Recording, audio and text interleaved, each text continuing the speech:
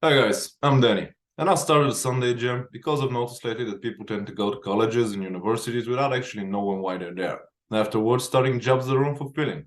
So I'm interviewing different professionals to see what they have to say and share their knowledge and experience with you. I hope you enjoy it. Right on, Don. How are you doing? Thank you for being with me. You're very welcome, Danny. Thank you for inviting me. It's always a pleasure. The program will be focused on three main questions. What do you do for a living? How did you get there? And how did you know that this was the way to go? So tell us what you're doing, please. Okay, so I'm an author activist. Can you And speak a little bit louder for me? I apologize. A little bit louder. I'm an author activist, which basically means I write what I think and what I stand for. And I write books and articles. I publish other people's books that a lot of the mainstream publishers are too afraid to publish. And I help authors become successful by helping them create businesses. That's pretty good. Actually, there's no way you could have done any of this if you weren't a people's person. That I highly doubt that you would have done all this if you weren't orientated in that way. So we're gonna talk about this afterwards. But so were you Yeah, I like care about people. absolutely? So were you like walking on the street one day and you were like, "Let me be an author and an activist," or was there something else? How did you get there? No, I've always been a bit rebellious. If you ask my mother, it goes back a long way. I can have her on the podcast as well. Don't worry about it. Oh, she would never do that. She says I've got too much mouth for both of us. Um, Oh, oh, we're very playful, my mother and I. But no, I've always stood up against the bullies. I don't like bullies. I don't like injustice, and I've always been very good at writing, whether it's poetry or articles. And then about, I know, was it 10, 15 years ago, I'd got to a point in my career, in my entrepreneurial career, and I was sick and fed up with people and then question. So I said, I'm just going to write a book. And then I wrote a book. And then after living out in Egypt during the uprising, I was making chili for boys one night. And I was listening to the radio because I was about to go on BBC Radio the next day. And as a studio guest, talking about certain issues. And I was listening to what was being reported on the radio, and I was, that's it. I've had enough. I'm fed up with all these lies being reported. So I wrote another book and then another book. And now I think, 17 books in. wow. Yeah. If you have like a link to where people can find them, can you like send it to me and I'll put it in Yeah. the description below? Because It is dawnbates.com slash readers. It's nice and yeah, easy. I like to keep life easy. yeah, that's pretty impressive. Sorry about that. That's pretty impressive. And from your story, I captured the following, like, because in all fairness, if you have the capacity to write 17 books, I'm not even going to ask you how many articles you wrote, etc., because it's pointless. Yeah, there's a lot over the last 25 years. Yeah. So, in all fairness, you could have been almost anything. You could have been a journalist. You could have been a college professor. There's so much, because as something as trivial as it seems, it's not. It's not very easy to write down, especially books and stuff like. It's a matter of fact, it's not very easy even to speak in a proper way. Now, of course, we all have the gift of speech, but to be honest, and I hope I'm making sense, it's one thing to speak, it's a completely different thing to express yourself in a proper way so that others can understand you and back it up. Yeah, exactly. And absolutely. So because this is one of the things I found, Denny, that when I speak on issues, I get people go, "Oh, have you got a link for that?" And I'm like, I've got 25 years worth of links and books and lectures and seminars and study groups that, and it's impossible for me to just give one link. And yeah, if the people are asking me for one link to back up what I've said or what I've written, then they're never going to understand the concept of the kind of work and research that I do. Absolutely. And you know, that's why I started from over there, because definitely with that skill set, which is pretty remarkable, is one word to use. Thank you. In all fair, you're very welcome. In all fairness, you could have been a lot of things. Now you chose that path, and you didn't choose it recently. It's been a while since you've been on that path. So my question is, how did you knew that? I'm sorry. How did you knew that this was the way to go? Now, the reason I'm asking is the following one. I'm sure you've noticed it because it's everywhere, especially last 10 years. People tend to go to colleges and universities because they've been pressured to go over there because of that stigma to have a diploma, have a degree to secure your future. First of all, number one, that's not a way to secure a future. No, Second, and for the record, I have to say it in almost every video because it's crazy. I'm not against universities and colleges. I'm a college grad. I graduated, master's degree and everything. I'm about to start a PhD in September. Obviously, cool. I'm working towards my PhD. I'm sorry? I'm working towards my PhD as well. There you have it. So we do have reasons to have this discussion. So I'm not against the institution. I'm highlighting the ridiculous job the institution has been doing lately. And because if you've noticed, we have like 22, 3, 4-year-old young adults, because those aren't children anymore. I don't care what they say. They're adults. At yes. 23, you're not a child. You're a young adult. No work experience, no work ethics, and that feeling of entitlement that somebody owes them something because they have a diploma. In all fairness, I wasn't that different when I graduated, but when I graduated college, I already had like 3 years of work experience. I was a bartender. So I kind of was like puffed up a little bit, but I had like real understanding of the world and how it works. So, you know, when to shut up and listen. And that's not exactly the case these days. So no, it's not. That's why I'm gathering all those examples. So how did you specifically, how did you knew that this was the way to go with your career and the way things are with you right now? Well, I grew up with always asking questions, and my mother always kept telling me to go and look in my books. And I've always loved books. And I went into IT. I had my own software development company from the age of 21. And that was only because I worked for a media company. And I got made redundant, but all my customers and clients and the suppliers followed me because I was very good at what I did. And they had my home email address. So when I got made redundant, I had an instant business. From there, I was always looking to further my education and to question everything. And the more I questioned, the more books I read. The more books I read, the more links I had, like, you know, recommended reading. So I'd go and read those.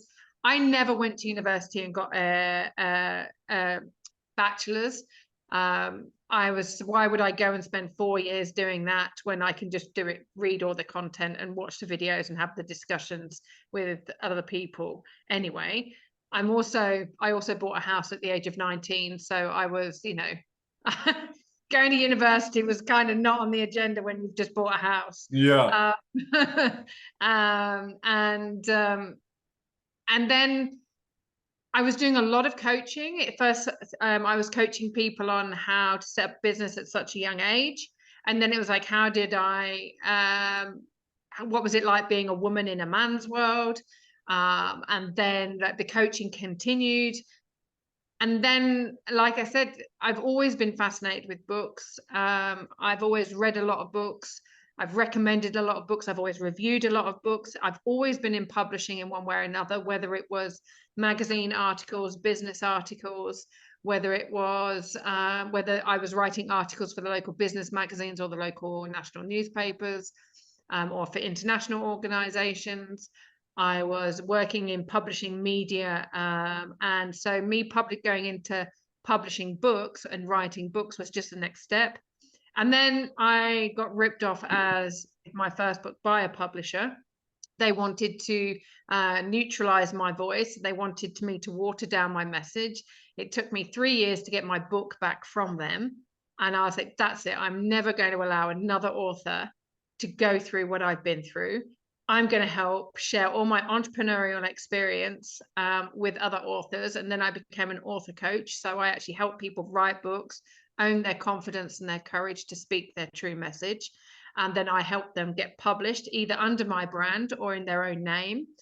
And I've started building an author academy so authors can become successful in their own right instead of being penniless, broke, and having a pity party every 5 minutes like a lot of them on Twitter do.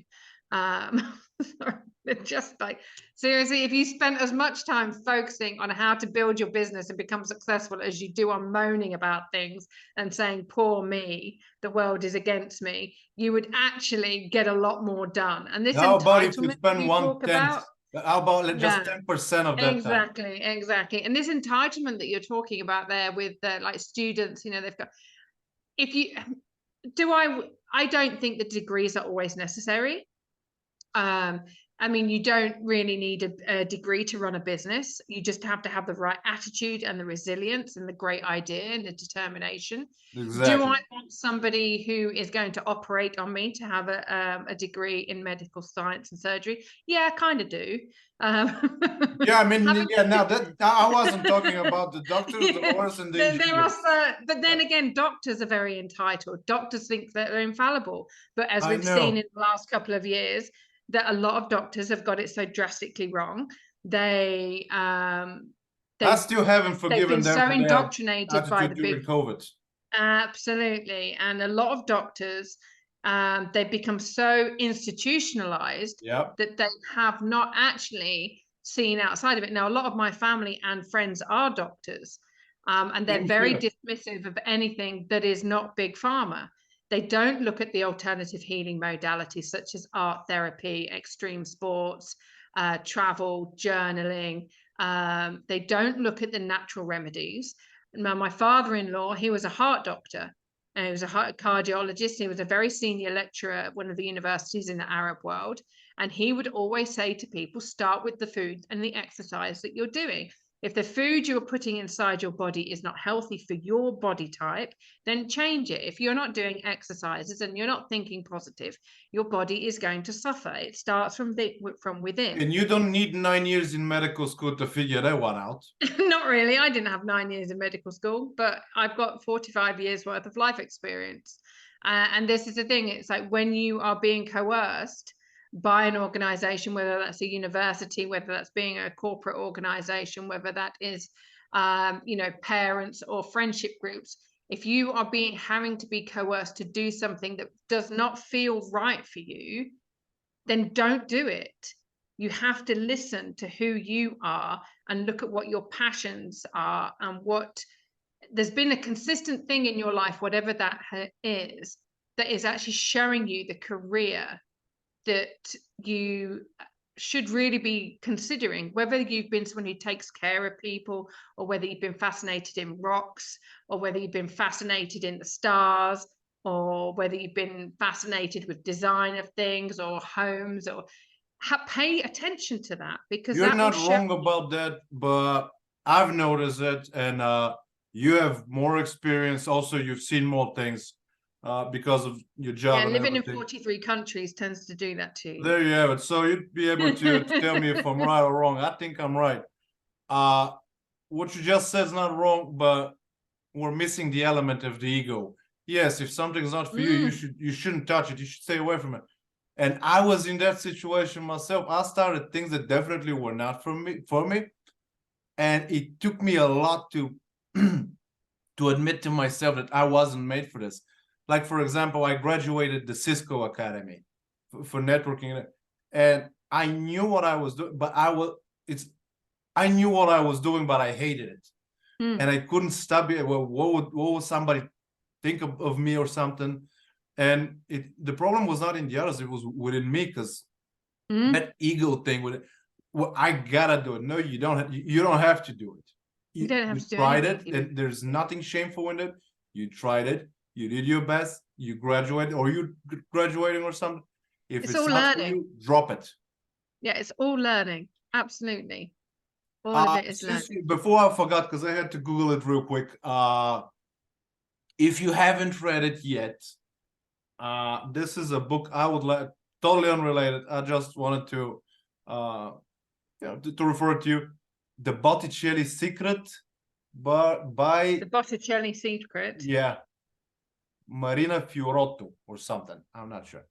Okay. And it's one of those books that I'm reading like once every year or once every 2 years or something like that. Okay. It's like a fairy tale. I'd say it like that, but I can't. It's just like that. I think you dropped, but I'm not sure.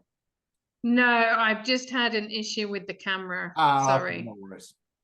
So yeah, I just wanted to tell you about the secret of the Botticelli, and about the ego, because I'm pretty sure you've noticed it too. Do you happen to have like an advice on people how to deal with the ego, how to move forward? Yeah, I think that you've got to ask yourself, what is it that you're actually, what is it that your ego is telling you? Because people won't relate it to being an ego. And a lot of it is due to fear of moving on and letting go or being wrong Yeah. or letting other people down. And it is an issue when so for example, a friend of mine, her parents were doctors, her grandparents were doctors, her great-grandparents were doctors, so she had to become a doctor, but she didn't want to be a doctor. And so she was fascinated by plants and herbs, and so she became a nutritionist, but she became a nutritionist by looking at the soil and looking at botany. So she actually went on to become a botanist rather than a doctor, and looking at how we could actually heal people through plants. And she was, so even though she was still in the healing, well, she was a healer. Yeah, good. Whether you consider pharmaceuticals healing or not. And I know that a lot of people have actually walked away from that belief. And I personally believe that food and plants are healthcare, and pharmaceutical is sick care. Good way of thinking. Very good way of thinking. It's not for everybody, and my boys call me a hippie, but that's all right. They call me a witch as well, and I'm all good with that as well. Because when we look at that, but again, it's like, are you afraid of letting other people down? Are you afraid of looking a fool? Are you afraid of wasting money? And if you're afraid of letting other people down, why do you put them above yourself? Why are you more afraid of letting other people down than letting yourself down? If you're considering that what you've studied is a waste of money, it's not, because you've actually learned how to learn, and you're actually going to be using those skills you've learned and that knowledge you've learned moving forward. And when you have a diversity of ideas from one industry or one career path or one organization, you can take that with you to your next place. So it's all learning that you're layering. And I remember there's stuff that I know from like my software development company, when we used to install that in different networks around different organizations. I was actually then able to apply that methodology of networking computers into networking with humans. Because the whole point of a network is that you share information and you communicate effectively for the growth of everybody in that organization. So if we then apply that to social networking, not social media, social networking, and I really want to make that distinction. The whole point of social networking is that you're sharing information and you're helping everybody in your network achieve success. That is the point of social, not to promote just yourself, not just to highlight yourself and be the celebrity in your network. If you're the smartest person in your network, you're in the wrong network. Exactly. And Because that's what the point is to learn from one another, to grow together. Exactly. If the people in my network are not growing, why are they not?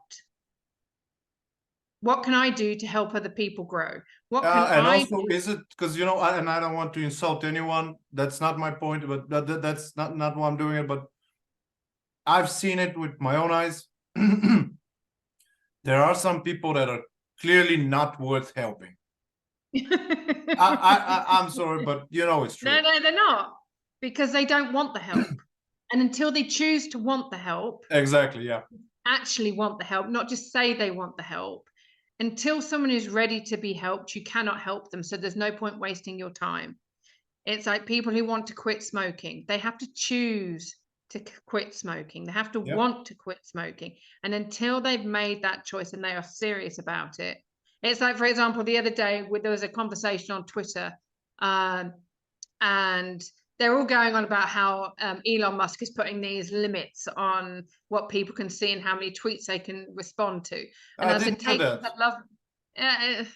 I don't know why it wasn't happening to me. And people were moaning that it was only people with the blue tick that wasn't, and it was limiting them from engaging with people. And I said, well, take it as a love nudge from Elon Musk that he's actually pushing you into being more productive instead of scrolling through social media. Yeah, yeah, absolutely. And I got a bit of backlash on that, because they'd be like, oh, well, I can't do anything. This is my life. This is how I reach out to people. I'm disabled. And I'm like, I really wanted to say, I've got 2 words for you. Yeah, don't say it on the channel. I wanted to say Stephen Hawkins. Oh, okay, because when you said 2 words, because No. I've been BBC trained, my darling. But then the other thing is, I could easily have said the Paralympians. They're also disabled. Stephen Hawkins has a disability, and all of the Paralympians have a disability. That hasn't stopped them from achieving. That haven't stopped them from studying. So for these people that were attacking me on Twitter because I'd said that they need to actually get on and be more productive, I wasn't saying get out the house and being productive. If you've got access to a phone or a laptop that you can be on Twitter, you've got access to a global university of information. Yep. There's a lot of free courses out there. There's a lot of free books out there. There's a huge amount of information. You want to be successful and you want to be productive, you will find a way of doing it.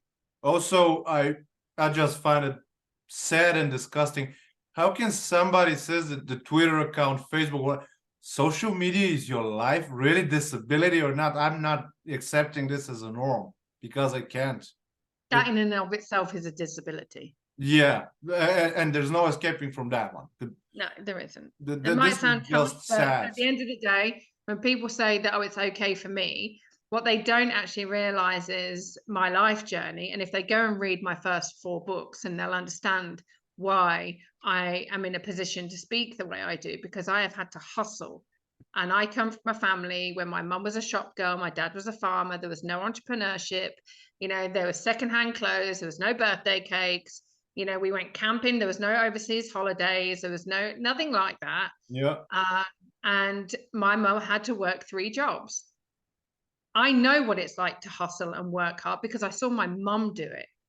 So I earned a very strong work ethic, and I've actually used that work ethic that my mum taught me to actually implement into building a business. In all fairness, there's no way you could have wrote 17 books without strong work ethics. That's literally impossible. And again, I'm not even going to talk about the articles you wrote. It's going to be insulting to the numbers. Yeah, it is. No, that's today's friends, every generation is a little bit messed up, because I don't want to throw mud at our generation, because that's not, we have pretty good folks, but yeah, every generation has its own problem. But for somebody to say something like this, like Twitter is my life, I don't even feel sorry for this person, because they don't really deserve to be, good Lord. But yeah. And I have a funny story about I have a funny story about a doctor. When we talked about doctors earlier, a dear friend of mine, he's an engineer, and I'm in the financial department. I'm doing auditing, and that aside, I'm also an accountant. So he gave me a call. He said, "Listen, I'm at the office. There's a customer of mine. He wants to do something on his villa, and can you get here real quick just to talk about taxes and stuff like that?" I was like, "Yeah, sure." So I went to his office, and I said, "Hi, I'm Danny. sat down and we started talking about solar panels and stuff like that to see if we can deduct taxes. And the guy started correcting me and him, you know, an accountant and an engineer. I said, you know, sir, with all due respect, because I'm always respectful. So you don't know, you have no idea what you're talking about. And like, if you want to know, I'm a doctor. And I said, well, you know, good, man. But an engineer is talking about, you know, importing building materials, and an accountant is talking about tax deduction. Congratulations on being a doctor, but that ain't how it works in the real life.